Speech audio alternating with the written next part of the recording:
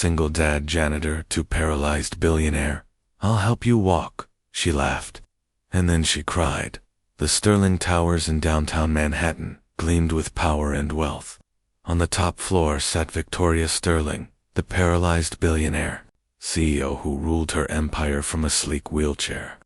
Her accident 2 years ago had left her bitter, untouchable, and convinced that her legs were nothing more than dead weight. Nobody dared speak to her beyond business, except for one man. Daniel Cole, the night janitor, a single dad who mopped marble floors while raising his little girl, Emily, quiet, steady, and invisible to most. But one night, he saw Victoria struggling to reach a file that had fallen under her desk. Without thinking, he stepped into her office. I can get that, he said softly. Victoria spun around, cold steel in her eyes.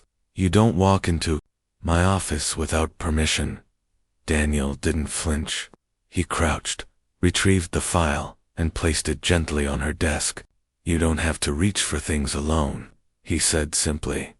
That sentence hit deeper than he knew. Over the next few weeks, their paths crossed more. Sometimes it was late at night when she was still working. Other times, when he brought Emily along on shifts. His daughter's laughter filled the sterile offices with life, and even Victoria couldn't help but smile. One night, as he emptied her trash can, Daniel said something that made her freeze. I can help you walk. Victoria's laugh was sharp, almost cruel. Doctors with millions in degrees told me I'd never walk again. And you're a janitor with a mop. Daniel met her gaze, and a soldier's hands. I used to be a combat medic. I know the body better than most doctors. And I've seen people stand again when everyone swore they couldn't. For a moment, the mask cracked. Her fingers gripped her wheelchair. Don't give me false hope. Daniel's voice softened. Hope isn't false until you stop trying. For the first time in 2 years, Victoria let someone help her. Every night after her staff left, the janitor became her coach. Gentle stretches, pressure point work, exercises to wake up nerves, long thought dead. It wasn't glamorous. It was sweat, tears, and moments when she screamed in pain and told him to stop. But he never did. One night, after 3 months, Daniel stepped back. Try now, he said. Victoria shook her head, tears brimming. I can't. Yes, you can. Don't think. Just trust yourself. With trembling hands, she pushed herself up. Her legs quivered, her breath caught. And then, to her own disbelief, she took one step, then another. Her sobs echoed through the empty office. She fell into his arms, crying like the broken woman she'd hidden for years. You did it, Daniel whispered. No, she said through tears, gripping his shirt. We did it. From that night forward, the cold billionaire wasn't quite so cold, and the janitor, who promised to help her walk, he taught her something far more powerful than movement. He taught her how to live again. Victoria Sterling's life had always been about control. She built Sterling Enterprises from a tiny startup into a billion-dollar empire. Before she turned 30, she was known as the woman who never broke, never cried, and never let anyone see weakness until the car accident. A drunk driver had hit her on a rainy night 2 years ago. When she woke up in the hospital, she couldn't feel her legs. The doctor's words still echoed. We're sorry. You'll never walk again. The power in her voice stayed. The control over her empire remained. But her world shrank to the cold steel frame of a wheelchair. She stopped going out, stopped letting anyone close, and every time she caught her reflection, she saw a stranger staring back. The janitor and the laughing billionaire Daniel Cole was the opposite of Victoria. A single dad barely scraping by. He worked the night shift at Sterling Towers to pay for his daughter Emily's school and medical bills. He didn't dream of wealth. He dreamed of stability. His life had been about survival. Ever since his wife passed away from cancer, Emily was the only thing keeping him moving. And so, while others saw Sterling Towers as a monument to wealth, he saw it as a paycheck and nothing more. until the night he stepped into her office. Victoria had been alone, struggling to reach a folder that had slipped beneath her desk. "I can get that," Daniel had said gently. Her head snapped up, eyes like ice. "You do not walk into my office without permission." He bent down, retrieved the folder, and set it on her desk without flinching. "You don't have to do everything alone." The words cut through her more than they should have.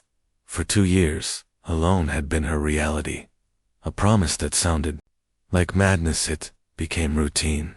Daniel would mop the marble floors late at night while Victoria worked.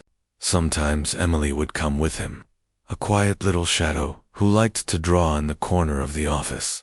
One night, Emily handed Victoria a crayon drawing of a princess standing. "That's you," the little girl said with a shy smile. Victoria's chest tightened. "Sweetheart," she said softly, "princesses like me don't stand." Daniel's voice broke the silence. "I can help you walk." Victoria stared at him as if he'd spoken another language, then laughed. A hard, sharp laugh that held pain underneath. Doctors with years of experience said, "I'll never walk again. And you're a janitor with a mop and a dream." Daniel's eyes didn't waver, and a soldier's hands. "I was a combat medic in the Marines. I've seen bodies broken worse than yours stand again. If you're willing, I can help you." Her lips trembled. Don't give me false hope." His voice softened. "Hope isn't false until you stop trying." 3 months of pain and perseverance. It started in secret. Every night after the building emptied, Daniel transformed from janitor to coach. Gentle stretches, reflex tests, nerve stimulation techniques he'd learned on the battlefield. The pain was brutal. There were nights Victoria screamed at him to stop, nights she cursed him through tears, but Daniel never left, never faltered, never allowed her to give up. Emily would sit nearby, cheering with every twitch of muscle. "You're getting stronger," she'd say in that small but certain voice, and slowly, impossibly, Victoria began to believe it. The night everything changed, 3 months later, Daniel looked at her and said, "Try now." Victoria shook her head, tears threatening.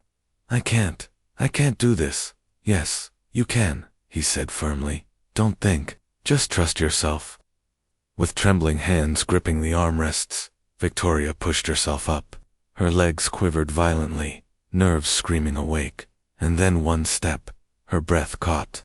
Tears spilled over. Another step. She collapsed into Daniel's arms, sobbing in a way she hadn't since the accident. I'm standing."